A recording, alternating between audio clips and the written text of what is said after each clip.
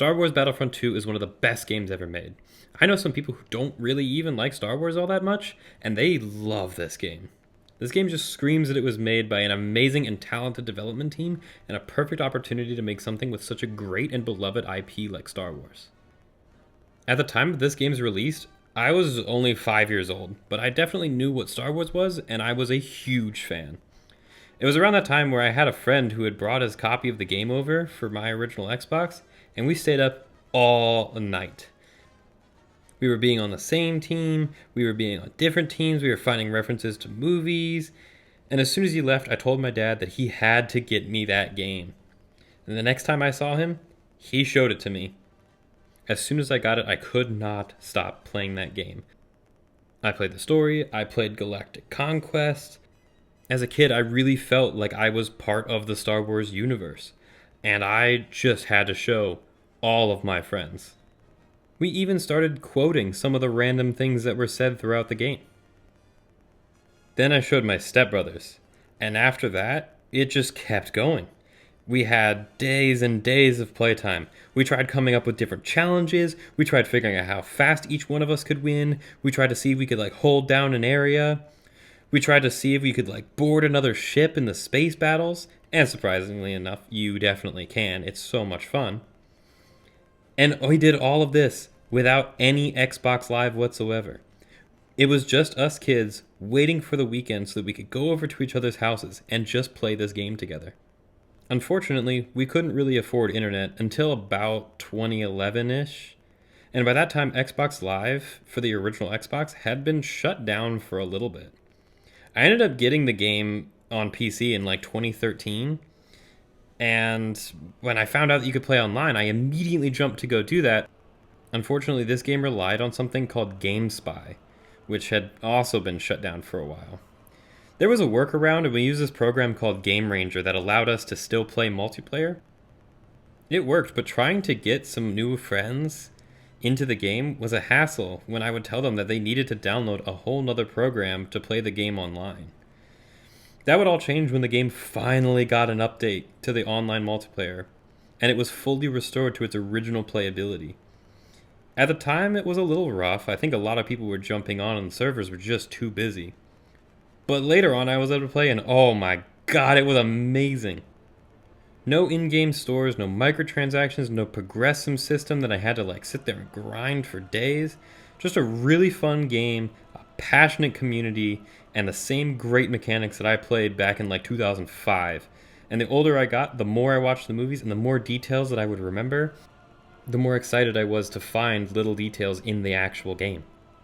A thing that I really loved about this game, and I'm finally able to understand now why, is fair and equal starts.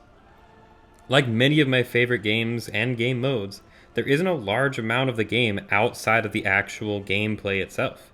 Like Halo and Call of Duty Zombies, although Black Ops 3, had gobblegums and all, but it's very minimal.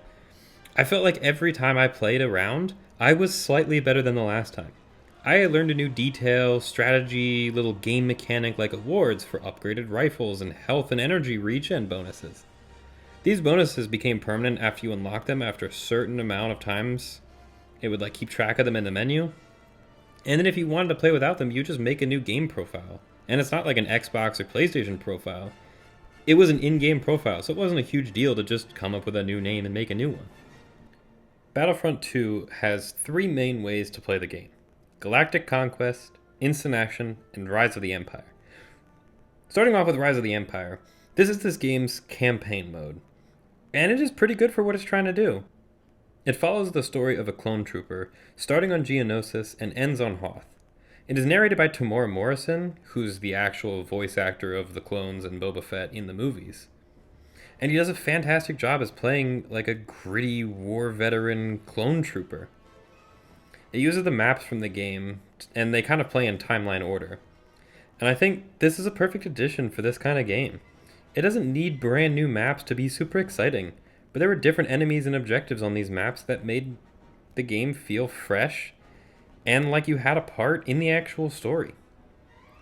Again, it wasn't as big as a more modern game, but it was a fun way to switch up the gameplay a bit. I love to use it just to run through a bunch of maps, so that I didn't really have to choose. Sometimes I would replay it if I have an afternoon. And my friends and I would sit through after watching the movies, and we'd sit in front of the TV and try not to die so that our clone could make it from start to finish. Around this time, I was also playing a bunch of Halo. And to go from a super important character to a soldier who was just trying their best was a neat change of pace. And when you or your fellow clones died, your reinforcement count would go down. There was no checkpoints. You could die and respawn, but if you failed the level, if you ran out of reinforcements, you just had to try it again. It made me try my absolute hardest with every life not to let my friends or fellow clones down when we played together. This game also had a really great game mode called Galactic Conquest. This mode was like a strategy-based mode where you could compete against a computer or one other friend to try and take over the galaxy. You could buy upgrades and bonuses, characters, and you could move your fleet around the galaxy. You could play as the Confederacy, the Republic, the Empire, or the Rebels. And I didn't play this mode much as a kid, but as I've gotten older, it has gotten a lot more fun. I think I like how it forces me to play on maps that I wouldn't necessarily pick in instant action. When I played through for this video, I ended up playing like 4 matches of Naboo, which I wouldn't do personally. But I got really good at the map, and I started really learning a lot more things. And the different bonuses switched up the gameplay a little bit too. Did I have a hero this time? Did I not? I don't know. Unfortunately, the PC version of this game does not allow you to play against other people. But when I originally played it on the Xbox, it did, and it was so much fun. I wish later Battlefront games included this game mode. It doesn't feel like it should be too hard to implement.